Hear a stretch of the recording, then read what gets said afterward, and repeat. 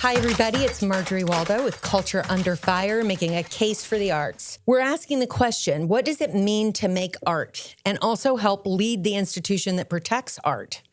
In today's episode, I'm sitting down with Laura Crawford Williams and Patricia Schuman to discuss their experiences as artists and as board members of Arts Garage. Together, we're going to reflect on what it means to support the future of an arts organization from the studio and from the boardroom, and how a creative life shapes leadership and why artist voices matter in governance.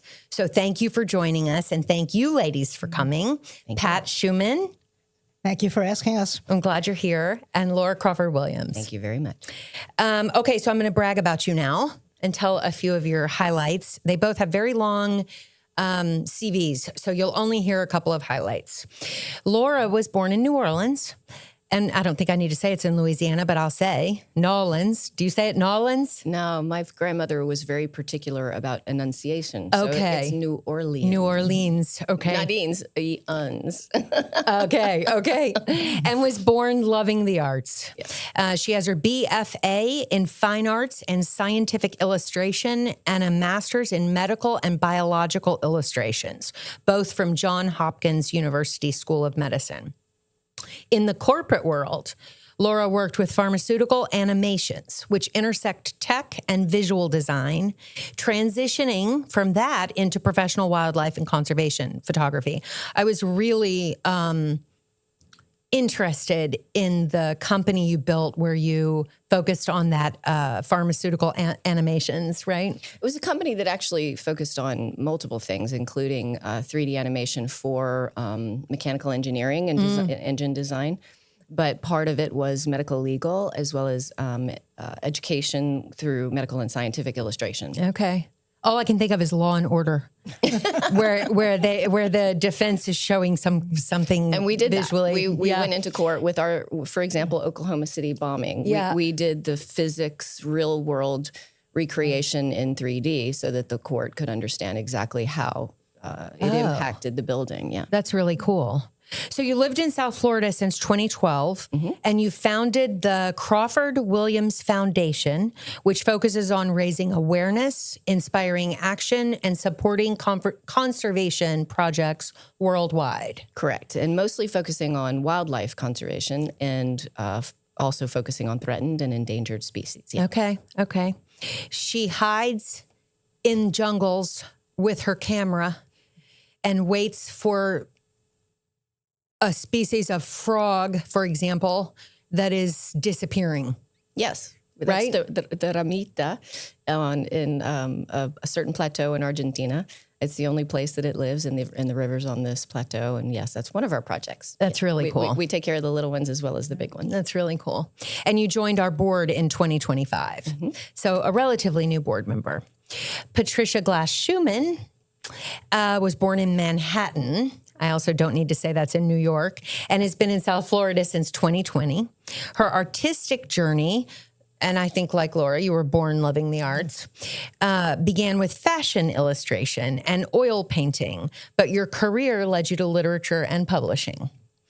You received your graduate degree in library and information science from Columbia University.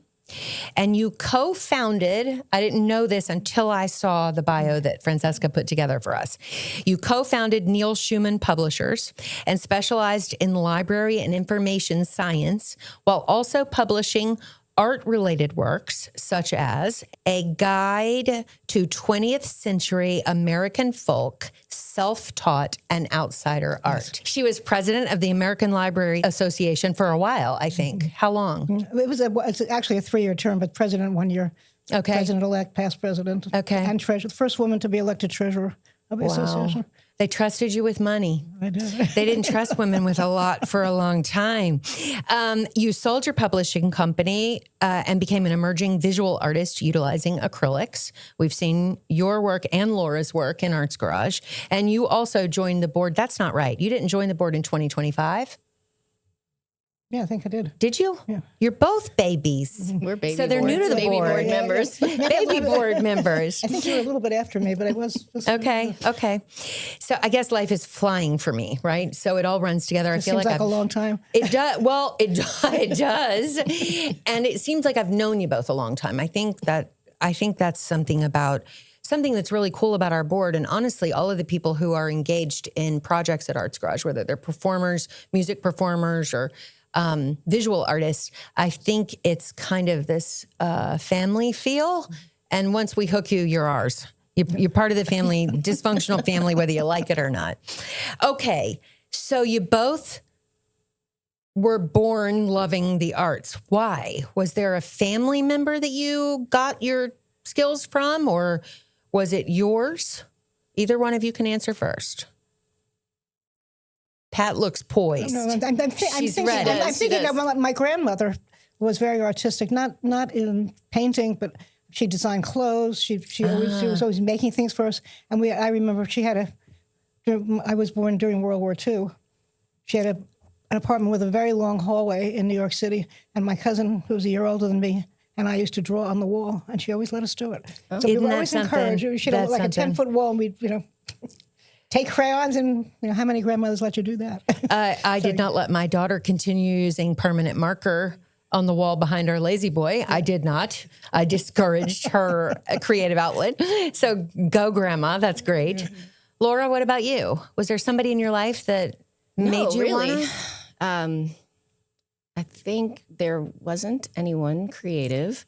However, I was kind of born an observer in every way, shape, and form, whether it be with human interactions or in the natural world or in art. And so observation for me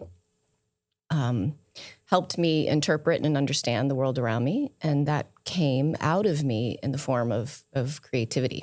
Mm-hmm. So it helped me not only understand emotional connections, but also physical differences, negative space. It transcended between emotional as well as physical. And that's really interesting. It's just kind of how it, I think, happened.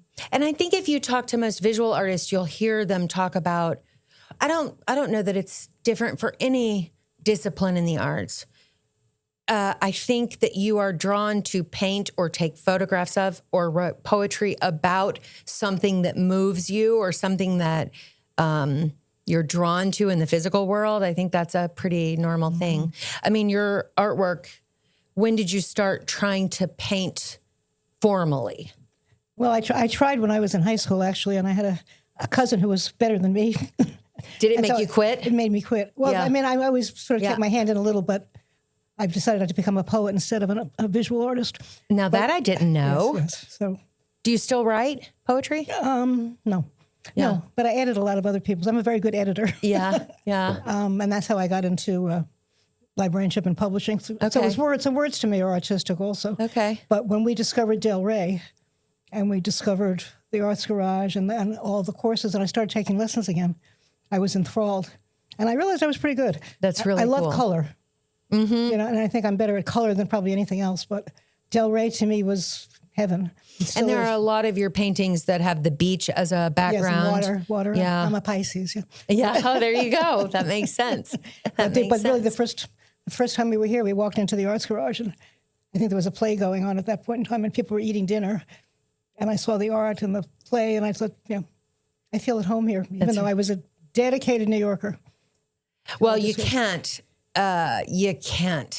match New York, culturally speaking, in South Florida, but we do our damnedest to try. I think you do pretty good. So, and the scale is, I always say New York is a series of small towns, but the scale here is easier. Yeah, for sure. And Laura, you started with graphic design. No. You did not? I did not. I started as fine art, drawing and painting. Really? I was the crazy, and I graduated early from high school. So I went to college at 17, just 17.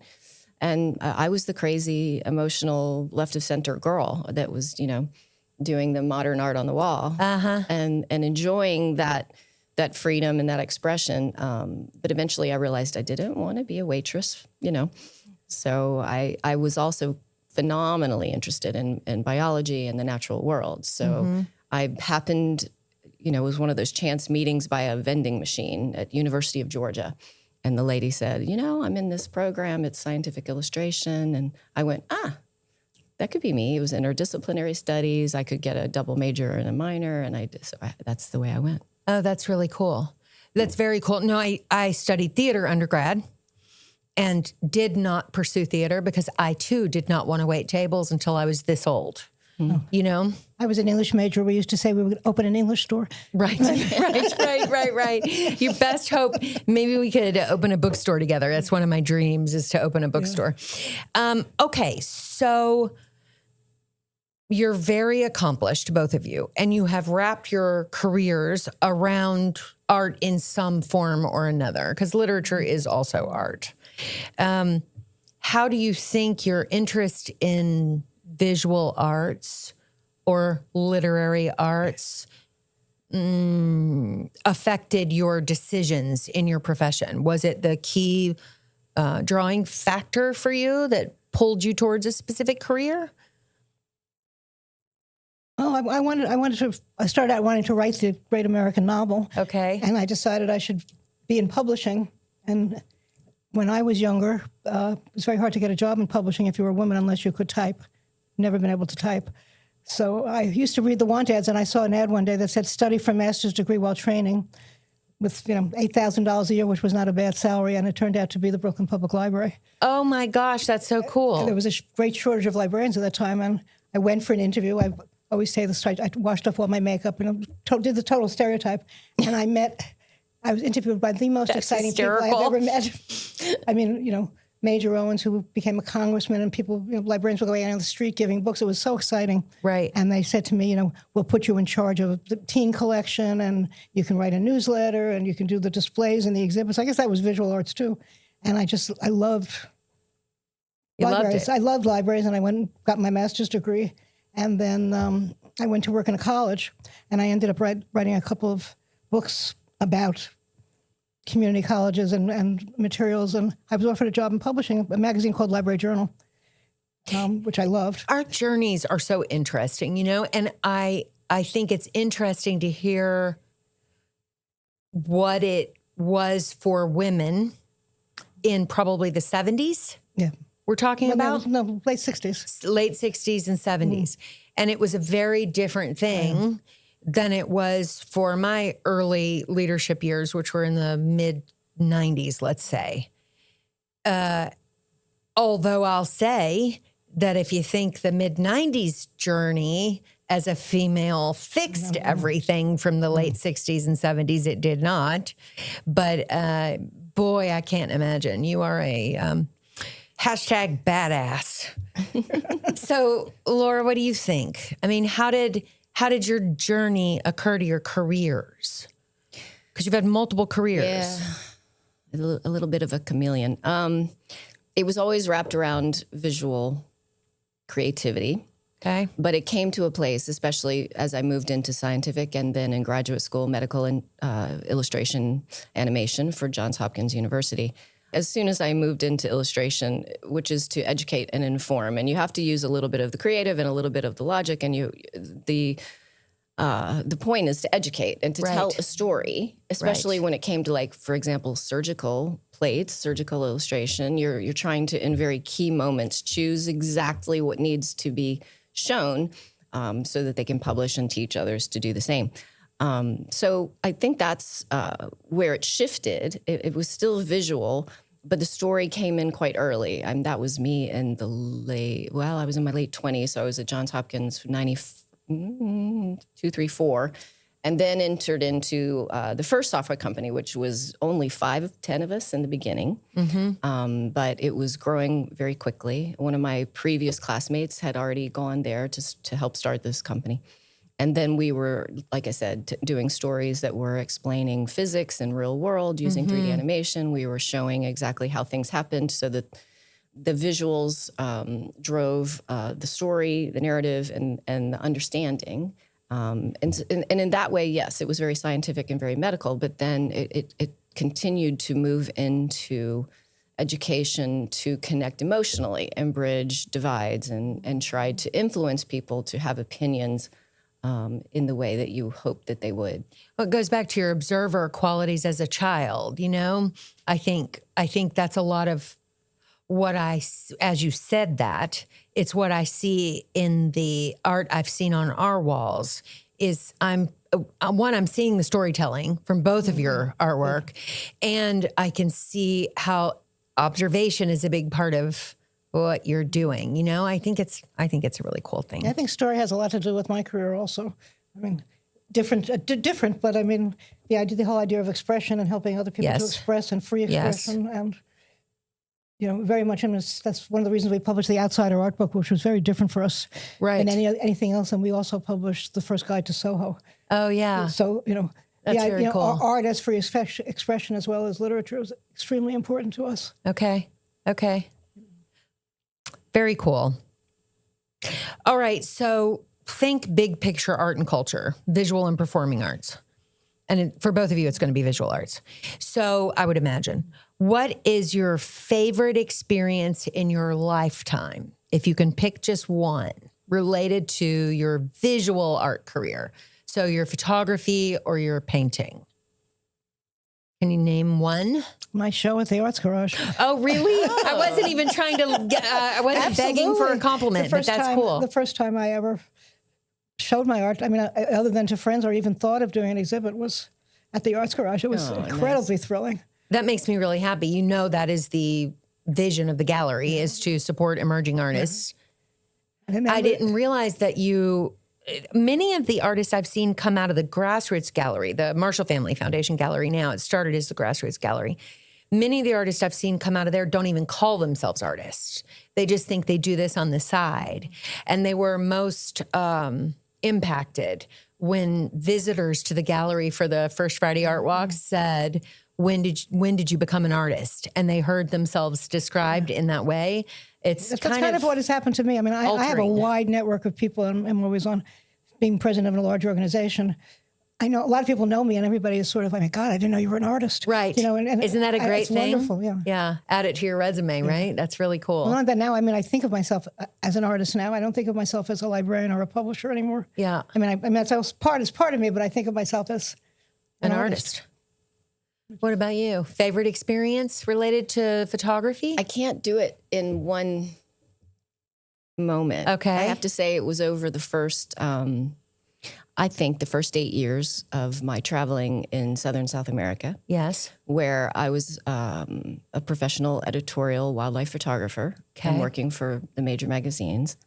And I became enmeshed with the conservation organizations in Chile, Argentina, Brazil, et cetera, because my narrative changed. I no longer wanted to build a reputation and profit from wildlife photography. I suddenly felt it was very invasive and very egocentric, and I wanted to start giving.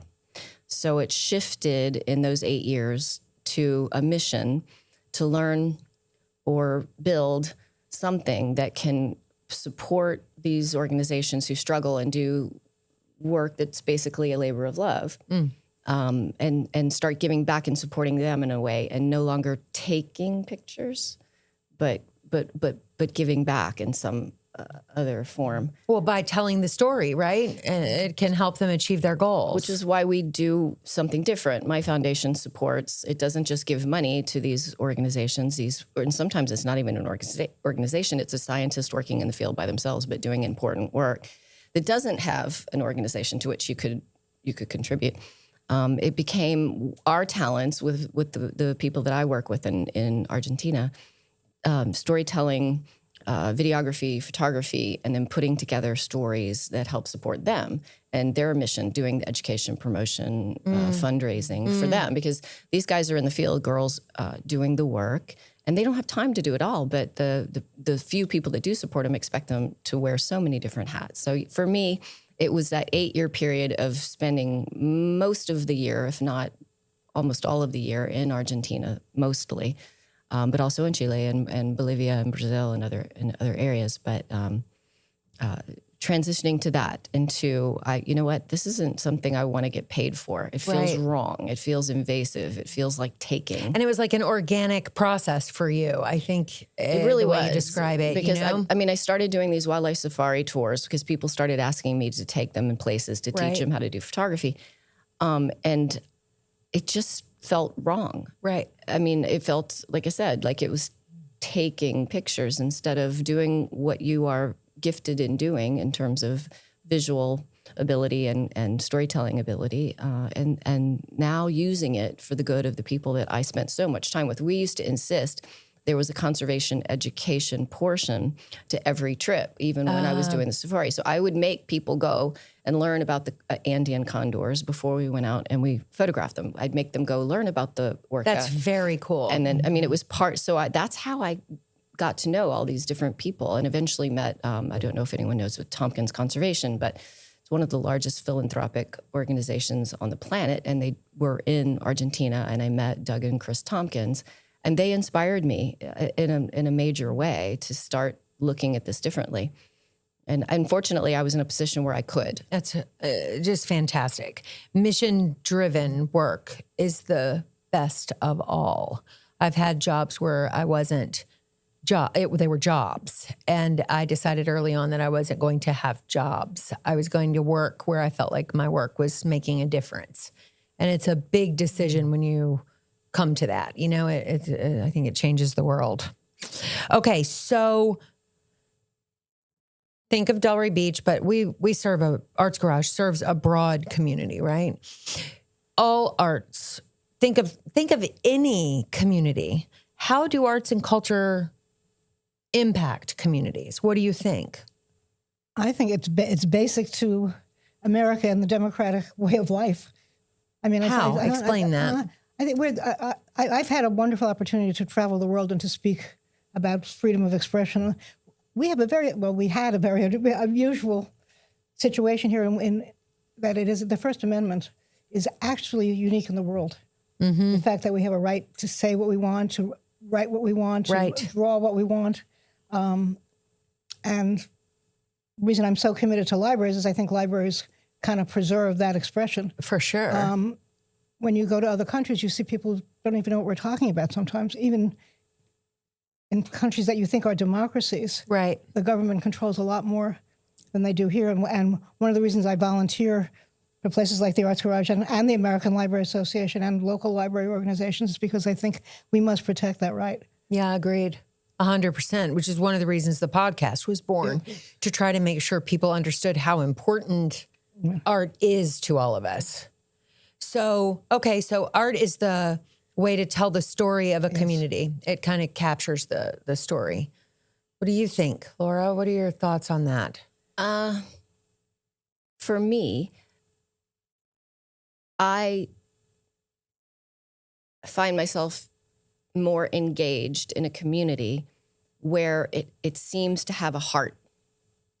And I think the only clear place for that to happen is in a creative community, in a culturally open community, because it doesn't divide, it doesn't judge, it bridges, it communicates, it allows for expression and emotion and things. Mm-hmm. So, for example, in Delray, I think part of why, I mean, I landed here by accident. I was going to be transitional, and then I have been here now since, like you said, 2012. And what I'm attracted to with Arts Garage is it seems to be a true heart of expression, communication, avoiding the divisiveness, of all of that. So I like it when there's a presence that is strong and thriving and successful, that can act in that way, so that for those who are here all the time, I mean, coming in and out is great too, but for those of us who are here all the time, it's an anchor. It's a confidence. It makes you feel, oh, this is a strong community with a lot of purpose, and I want to be part of that, no matter what my political or any other kind of opinions may be. Well, as a board, and certainly in my role, we strive to make sure we provide that safe space, exactly what you said, and to allow multiple people, multiple demographics, if you will, to tell their story, whether it's through visual arts or theater or music, right? So it feels good. And I love going to the performances. I mean, I've been told that I buy more tickets than almost anybody else does, but I love being part of that community that's watching it, that's listening, that's dancing. That's It's a big deal. It's wonderful. It's a big deal. And it's what Laura said is true. Most of our shows are cabaret style. They're not row seating. So you might buy 2 tickets to a table of 8, and you'll sit with 6 people you don't know. And you're completely unaware of their political leanings, their religious beliefs, their socioeconomic levels, and you're able to just be there united to enjoy what's on the stage, which is at the most 30 feet away from your face.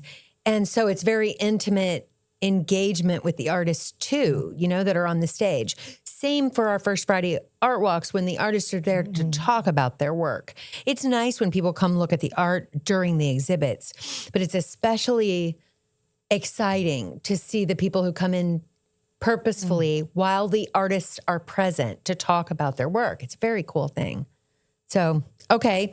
So if you think about then the impact that you'd like to think arts and culture make on communities, and you think of Arts Garage as a board member, so what is important to each of you for our board to remember as you help lead the organization and guide me and my team, specifically related to arts and culture and its impact on community? I want to say survive and thrive. I think, there's some difficult times for the arts and for nonprofits altogether, and I think the board's role here is to help you and the staff, to support you and to help you do that. Well, and if we want to keep that storytelling and that cultural vibe in the heart of the city, then we have to work really hard towards that. Yeah. And as a board member, I see my role. I'm amazed at the number of people that don't know about the Arts Garage. So I bring still. I'm surprised by in that. In fact, even though in my community we have 3 people on the board, there are people who said Arts Garage. Yeah. So I encourage people to come and to see and to. Right. I've had the same. Yeah. Even my neighbors were like, oh, what is it? Yeah, I've kind of seen it, but I don't know what it is. Well, and you can do all you want with marketing, meaning put as many articles in Atlantic Ave or ads or the tourism guides or whatever. But the reality is that word of mouth, unless you're a huge thing, the Kravis Center or some of the theaters in New York, unless you're a huge facility that just walking by, people are drawn to it and want to know more. Our places like that in the evenings. When you walk by on the weekends, you hear music and you see the activity inside and you're drawn to it. And we're open during the day, but people are usually downtown on a mission. The evenings is where that kind of vibe is clear, when you can see in the windows, hear the music piped outside and be drawn in. But the only other way, really, you can market, and we spend a small fortune marketing, but really it's word of mouth. Yeah, well, our job is to tell the story, I think. For sure. And give our personal view of how it's not just a marketing advertising thing. It's no, you don't understand. What these people are doing is important, and it's really amazing, and it takes the passion and the energy that they're giving, and then they see it in a different light. Getting them in the door and letting them feel it. It's very interesting because we have one guy, Tom Porter. He sponsored the fundraiser a couple of weeks ago for our summer camp by letting his band perform 70s Jukebox. We're bringing him back. They were good, right? Everything he touches is golden. So he will say from the stage, he's incredibly complimentary about what we do and is grateful that we exist in the South Florida area, in the Palm Beach County area specifically. And he'll say that it doesn't matter if you don't know anything about the genre of music that's on the stage that night. There is nothing like watching it live on the stage, and that we curate so carefully that you can be sure that it's going to be a good show. I think that has what surprised me the most about Arts Garage's impact. So big music fan all my life. have a soundtrack to my whole life. So whenever my kids who are adults and roll their eyes at this, say something, I sing a song from whatever period of history has a line in it that relates to what they said. Yeah. And they say you've got a song for everything. Yes. I mean, there are certain songs I don't listen to because they remind me of periods of my life so my life is a soundtrack, is how I think about it. And I thought the genres of music that I really enjoyed throughout my lifetime before coming to Arts Garage were the ones that I'd want to see on the stage. Yet those are not usually the shows that we produce. Sometimes the tribute shows will capture some of my soundtrack. But when you attend a show, like I've taught myself an appreciation of jazz that I did not have when I walked in the door. I knew a little bit about the blues, but really Latin music or jazz music, it was not in my repertoire. It wasn't something I had focused on. I wanted something I could dance to, like American Bandstand. You can dance to it and it's got a great beat, right? So that's kind of what my focus was. And what I have learned, there are types of jazz I still am not a fan of. But you could not tell me and make me believe that it wouldn't be a powerful experience to sit in the audience and listen to that live music. When you are that close to performers who are that talented, watching them do their thing is just unbelievable. No, there's two things that make me cry. I'm not a crier. Me either. But there are two things.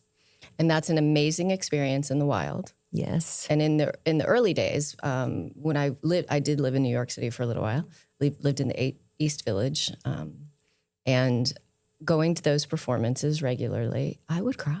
Yes. Especially in a musical, especially in a performance, a dance performance. I was there when Blue Man Group was still in a tiny little box, and Stomp, remember Stomp? I took my kids to see Stomp. Right? I mean, I lived around the corner from both of those. I'm a downtown girl too. So those things, I mean, and it's involuntary. I mean, you're just there and it's in front of you and you're so overwhelmed with whatever it is that's coming at you, not just the talent, but the intention, the feeling, the commitment, and you just, wow. So while life and musicals or performances, they evoke emotion at a deeper level that it just connects. I think the visual arts do too. I think that you can be captivated by a piece. Yeah. And I always want, like when I taught high school English, I always wanted to be able to talk to the author, not read the cliff notes in the back from somebody that wrote questions. I wanted to be able to talk to them about what inspired the topic or the theme and just find out what they meant. And I feel that way about the art on our walls too. I want to understand it. The best visual art, I believe, tells you without the artist being there. Like I can see what you were feeling when you paint. I think I can feel what it is in your images. I don't know, but I learned after the fact, honestly. One of my first early pieces from the Falkland Islands, Malvinas, sorry, Argentinians, it was 3 rock-hopper penguins on a beach. I just thought it was a gorgeous moment. Took the photo. It won an award. It sat in the Smithsonian Natural History Museum for a year. But one day I went just to see, and I sat in the background. And I mean, people were as emotionally, or whether they laughed, whether they were like, I wish I was there. And I was like, and then I did have a piece that a lady, she wrote me and she was dying. She had cancer. She says, I have your owl photograph on my wall. I'm in hospice. I'm like, holy hell. Sorry, 4-letter word, 3-letter. You can say that one. And and then after she passed, her husband wrote me. He emailed me. This is back in 2001. He said when she could no longer be around people because of her immune compromised situation from therapies, it's what gave her comfort. It was 2 little baby burrowing owls that were kind of snuggled together. Oh, and that was the first time I ever went, what? These actually mean things to other people? Way bigger than what you might think. Any idea? You know, I think the best music performers already know that because you can see it in the energy they have with the audience. They understand it's a conversation.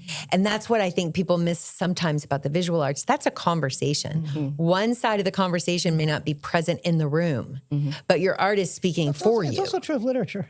Oh, 100%. I mean, I've written a number of articles, and I get letters from people saying, my God, this spoke to me in ways that I didn't necessarily even think about. I mean, I feel the way about my art, too. People say things, and I thought, you see that? So as board members, what lasting impact would you like to feel that you made on Delray Beach and the surrounding community?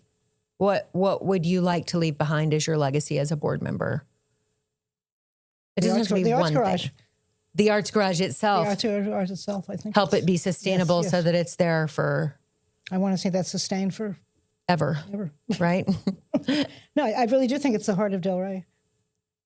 And that's where I go. I believe a community needs a heart, and it has to be coming from the creative vision. It can't come from any other way. Where else does it come from? I mean, it has to come from a place of natural expression, honest intention. And I think it just, it's the most important thing that a community can have, or it feels very empty. And for me, I've been here a while, even though I live under a rock most of the time.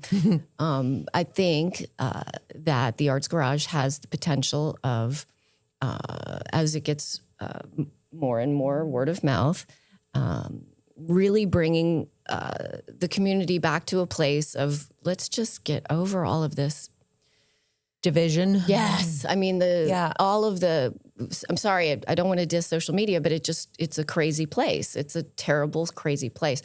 And I would prefer that people want to come to a live performance or see a show and actually interact and talk as humans and communicate across bridges and divides. And I think this is what a community needs more than anything. And I did kind of fall in love with Delray early on. I didn't imagine I'd stay here, but I did. And now I'm in. I want to make sure that happens.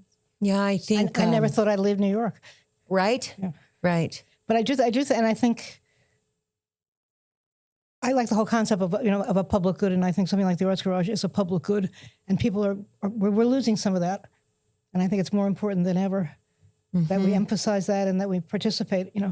I had to be convinced. I swore I would never be on another board because I've been on many boards. And well, thank you for not giving up yet.